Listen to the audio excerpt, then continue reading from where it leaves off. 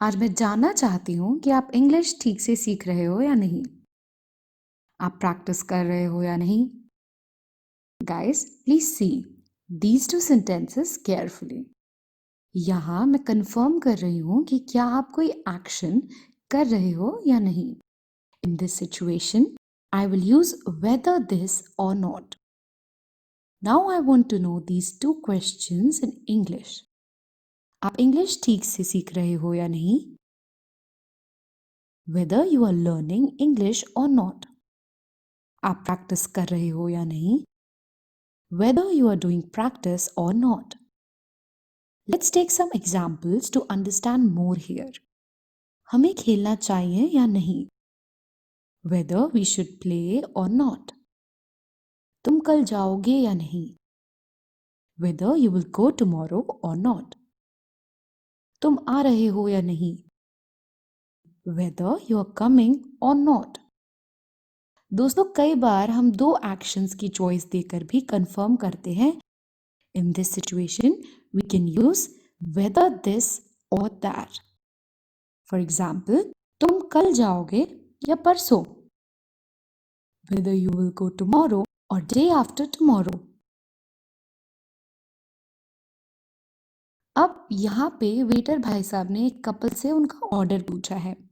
आपको चाय चाहिए या coffee. He's asking whether you need tea or coffee. Now, both are discussing for final order.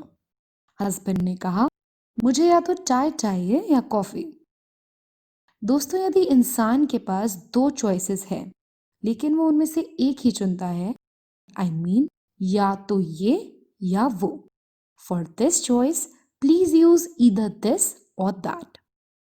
So he is saying here I need either tea or coffee. दोस्तों, कई बार ऐसा भी होता है कि इंसान के पास दो एक्शंस की चॉइस तो होती है लेकिन वो उनमें से कुछ नहीं चुनता। For example, here wife is saying मुझे ना तो चाय चाहिए ना ही coffee. Here her option is ना तो ये और ना ही वो। For denying both please use neither this nor that.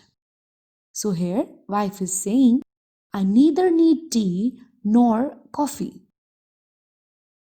Let's take some more examples. वो या तो कल आ रहा है या परसों। He's coming either tomorrow or day after tomorrow. वो ना तो कल आ रहा है ना ही परसों।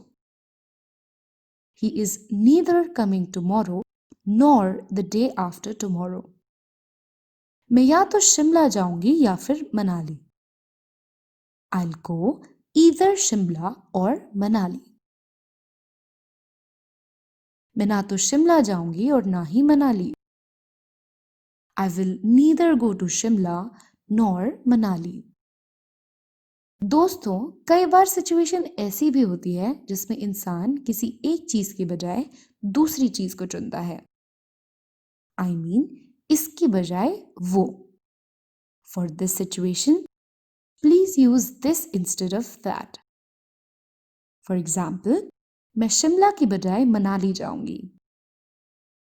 I'll go Shimla instead of Manali. वो मेरी बजाय तुम्हें नौकरी के लिए बुला रहा है।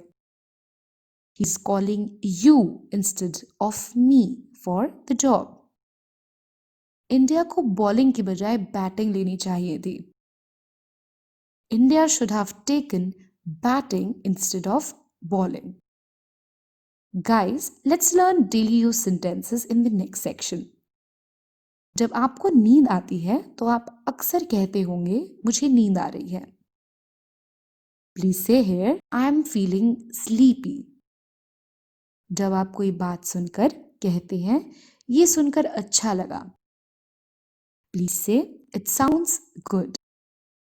और जब कोई बात सुनकर कहते हैं ये सुनकर बुरा लगा, then say it sounds bad. जब कोई चीज देखकर आप बोलते हैं कि ये देखकर अच्छा लगा, प्लीज से इट सीम्स गुड। और जब आप कोई चीज देखकर बोलते हैं कि ये देखकर बुरा लगा, प्लीज से it seems bad. Let's go to the next section.